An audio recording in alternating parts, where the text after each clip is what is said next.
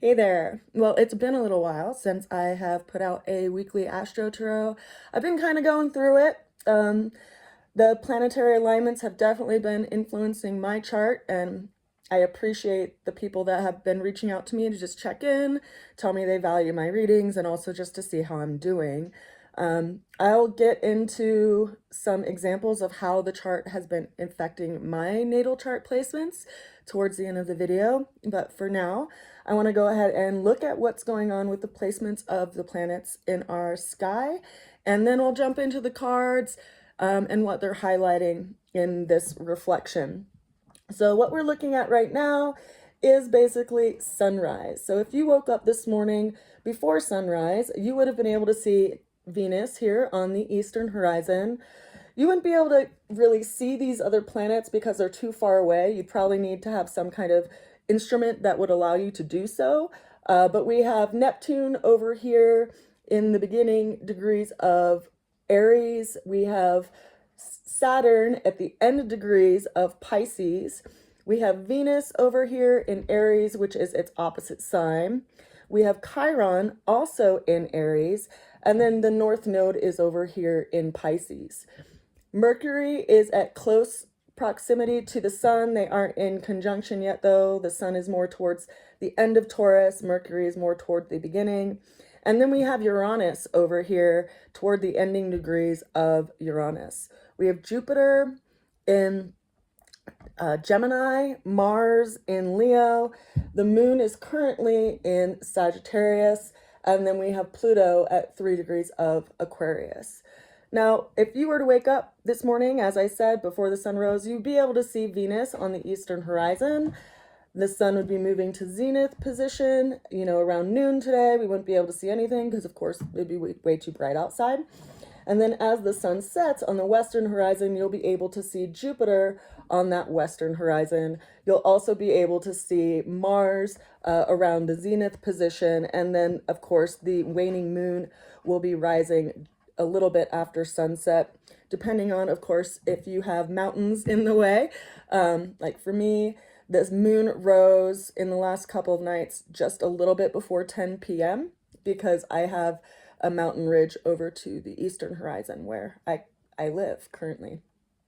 So that's where things have been placed.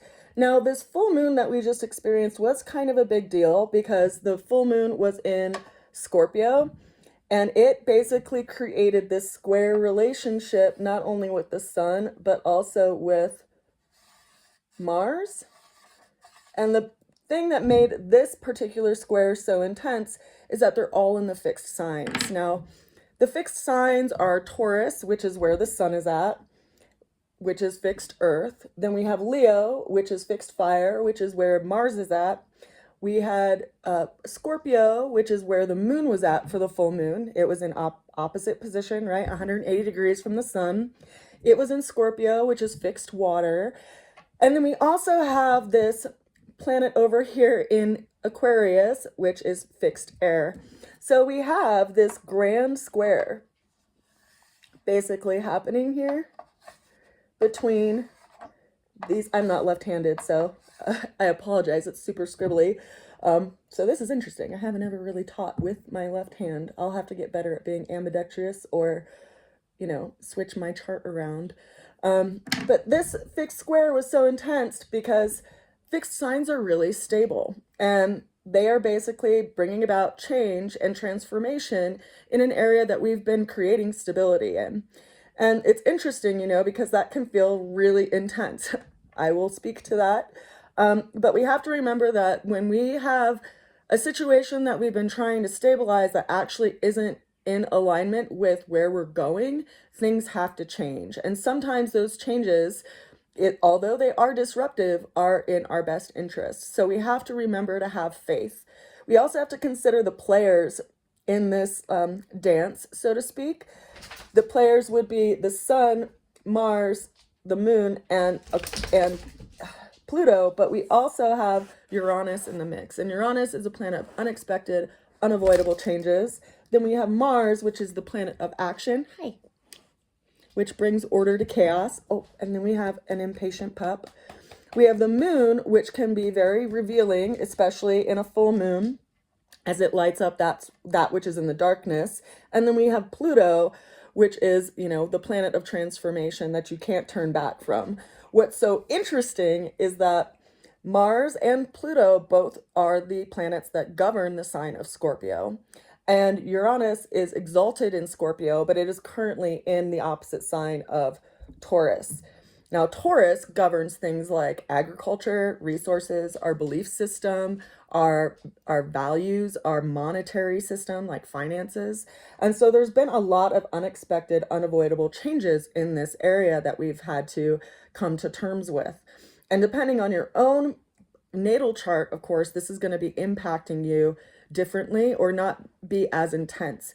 For myself, I have some direct placements right around these degrees, so this has been really intense and shifting for me. It's almost like the planets are coming up to set something in motion that it's been a long time coming, so to speak, to happen in my life. And I've been hearing that there's other people that's been happening to as well, because we, you know, have some similar chart placements. Now, let's go ahead and get into the cards for this week. Now, I pulled us 7 cards, and of those 7 cards, 4 of them are Pentacles, which are earth-governed cards. Then 2 of them are Wands, which are fire-governed cards. And then, of course, we have 1 Major Arcana. I wonder if you can guess what the Major Arcana is. Let's begin. The opening card that we have for this week is the 9 of Wands. So 9s are numbers of completion. We see a character in this card who is holding a wand and looking over their shoulder at 8 other wands.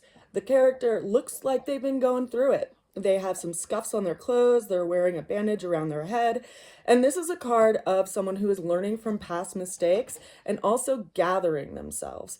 Consider that wands are our motivation, our will, our, you know, our spirit by way of like our force, right? It's our fire within us. And this is some kind of completion. And so we're reflecting on where we've put our energy, what hasn't worked out, and collecting our energy for something new. Collecting ourselves after some big experience. Now, the challenge that showed up for this week is kind of interesting. So it showed up as the Page of Wands. Now, this is associated with the sign of Sagittarius, which is where the moon currently is, interestingly enough. But this card is representing something that we are being called to ascend to something higher.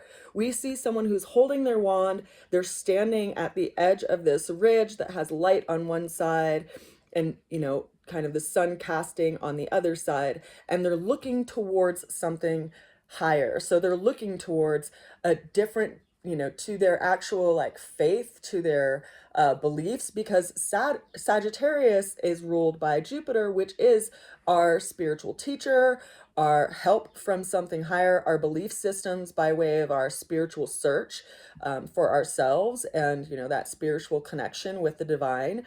And this is a challenge, right? So if you're going through something that's been a little brutal to either your emotional body, your physical body, or, you know, some other aspect in your life, then this is, you know, like we're coming to terms with like, why did this happen? And looking toward guidance from above. And that's challenging, especially if, you know, you've been kind of force-fed the script that everything happens for a reason and that you call things into your life for a reason.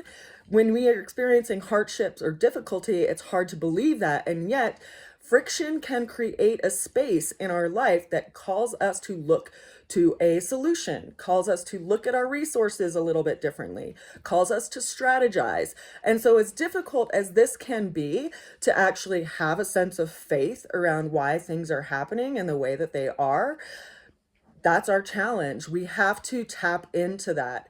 And, you know, in a lot of ways, give it to God, you know, like I don't understand this, but I'm going to give it to you and trust that in time, things will come to terms and I will have a better understanding of what this closed door is actually opening for me. So we have to look towards something that will grant us some kind of help, but is also unknown, is also in process. Now, the way through the challenge, here we get the big guy for the reading for this week. We have the Major Arcana of the Death card. Death card is actually representative of the sign of Scorpio, which is governed by the planet Pluto and Mars. So this highlights the full moon that we just went through, as well as the placements of Mars and Pluto. Now consider those two planets are transformative, action-oriented planets. So I think we will see some shifts happening when Mars aligns in a direct square with the planet of Uranus around mid-June. But we had some kind of awareness, right? Some kind of epiphany, and we might be kind of collecting ourselves to gather this after this full moon, because the full moon was in the sign of Scorpio. My dog is eating a bone, so I apologize if that's annoying, but that's what he's doing. Anyway, what is it that you need to kind of let die in your life in order for you to be reborn to something else? What is it that you have to let go of?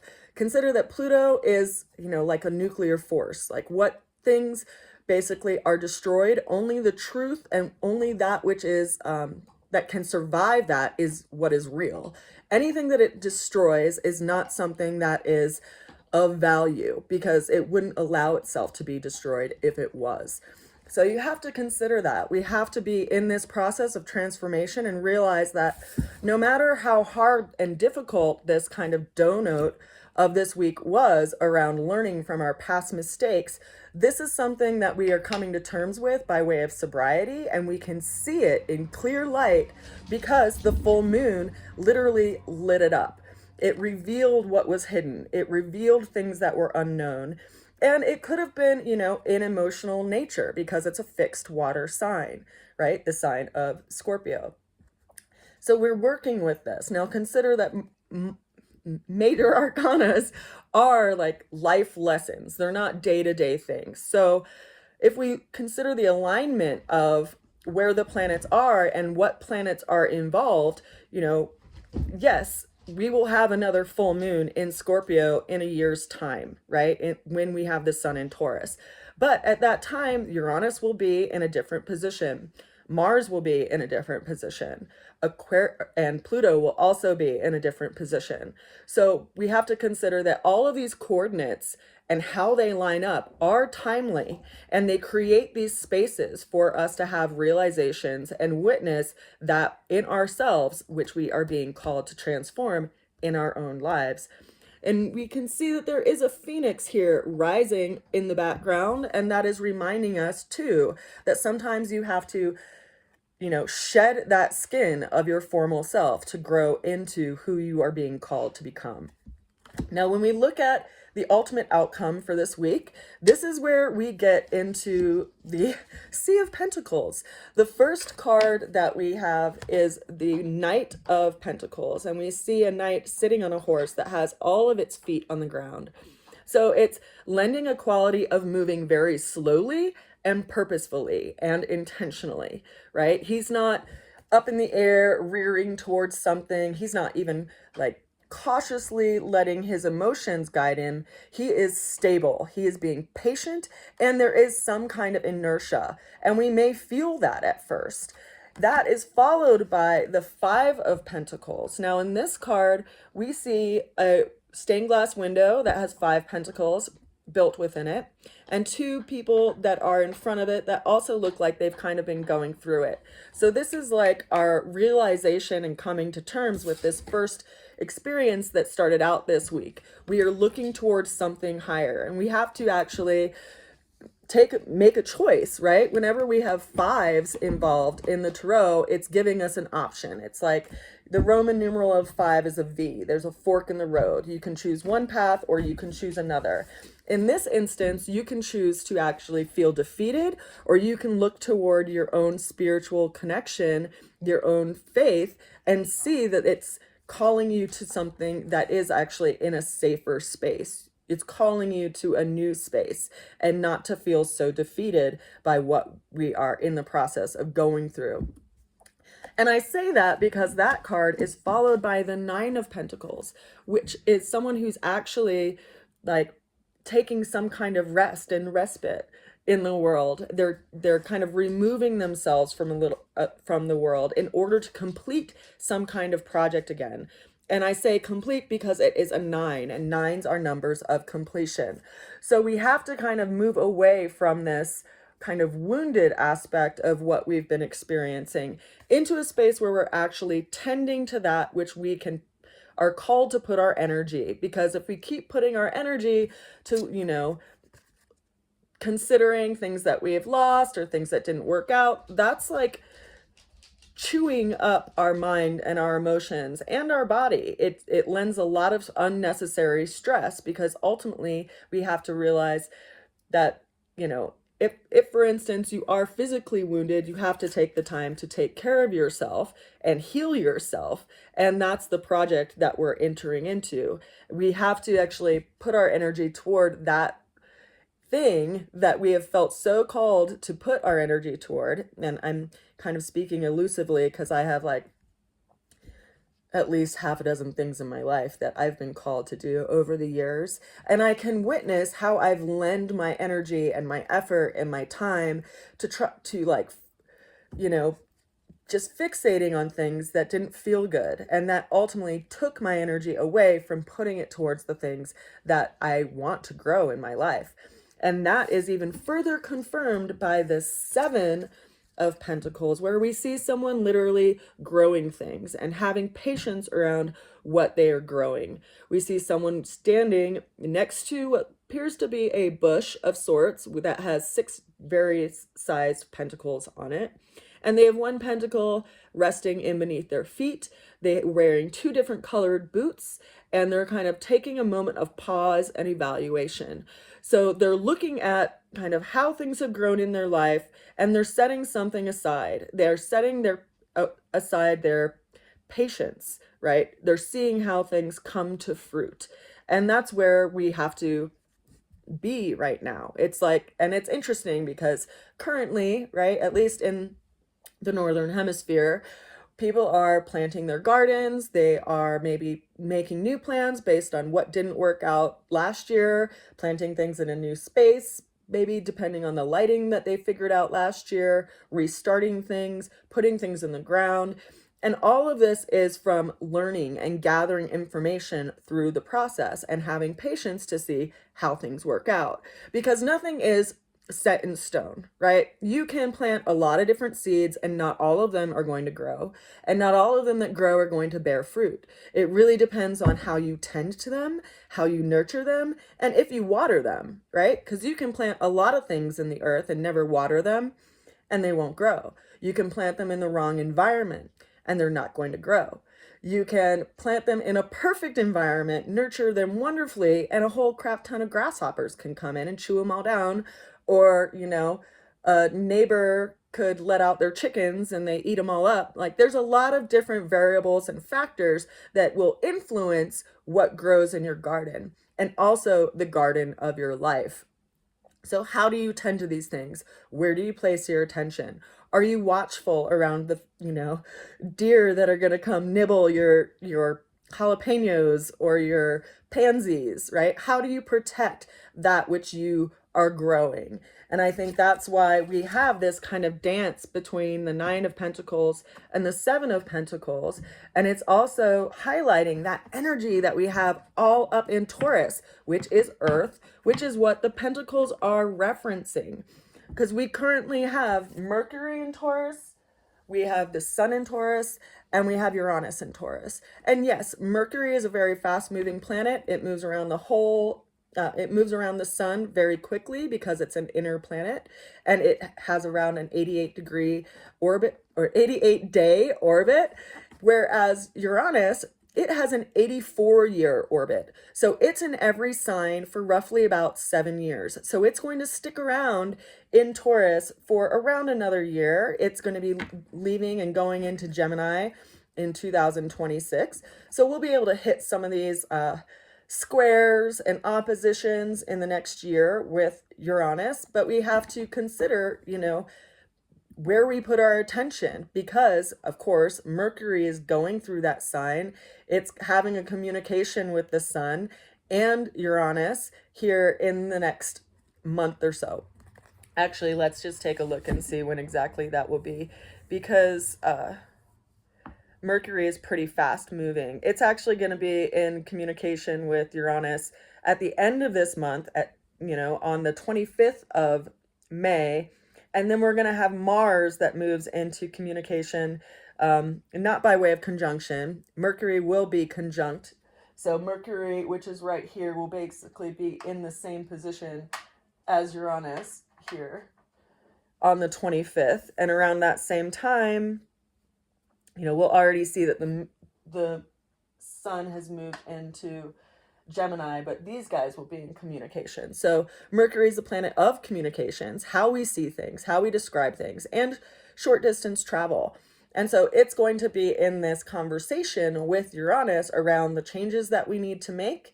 And then, interestingly enough, Mars is going to move into a square with Uranus, and it will be engaging those changes that we are called to make, because Mars is the planet of action and the planet that brings order to chaos as it governs the sign of Aries. So we have a lot of things kind of coming up in the next, you know, month or so, especially with these planetary alignments. And I just want to encourage you to have patience through the process, to not get fixated on anything that happens on any single day, because it is overall a much bigger picture, right? When we reflect on our lives, we can reflect on a day, we can reflect on a week, we can reflect on a month, a season, a year, you know, and all of these vantage points give us more information and understanding. So if you feel completely ingrained in it, take a couple steps back and gain some perspective on what is happening and maybe why it's happening, and not in such a way that like you shake your fist at the sky, but in a way that you're open to seeing and witnessing how the currents that are happening astrologically are ultimately influencing your life. I know we're all going to get through it. It's just going to take some time. And for me, it's definitely been an intense experience. And now I'll jump into why. So I was born on the 26th of October. And the time of year that I was born, I had a lot of planets in Scorpio. So I had, let's see, let's go over here.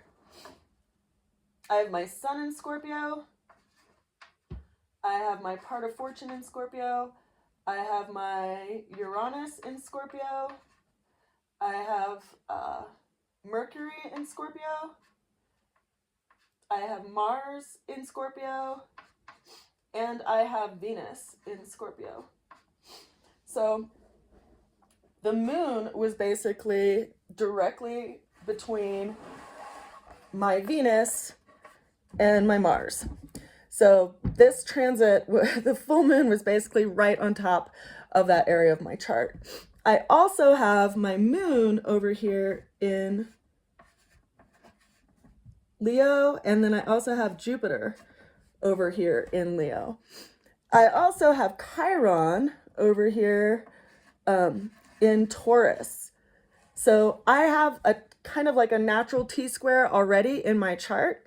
And yet these planetary alignments have been absolutely directly affecting that. I also have my North Node right around, I also have my North Node right here around 26 degrees of Virgo, which places my South Node over here at 26 degrees of Pisces. So I am experiencing a nodal reversal. So the South Node is on top of my North Node, and the North Node is on top of my South Node. And then I'm also experiencing this square that is highlighting big things that are happening in my life right now, and big changes and shifts that I'm being called to task on. I feel very unstable in like nearly every aspect of my life. And I am a person who strives for stability. If you're someone who knows me, you know that I've always been super responsible because I have Saturn over here in my first house.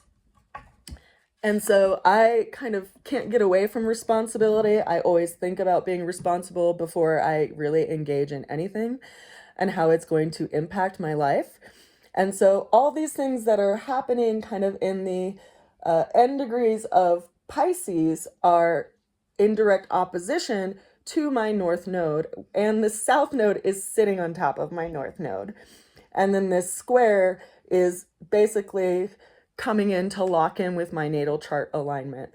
So I am definitely experiencing some shifts, and yeah, we'll see what comes of all of this. Yeah, lots of stress, lots of all these things. So if you want to send me positive vibes, please by all means do. As a kind of snapshot, I am still looking to secure a place to live.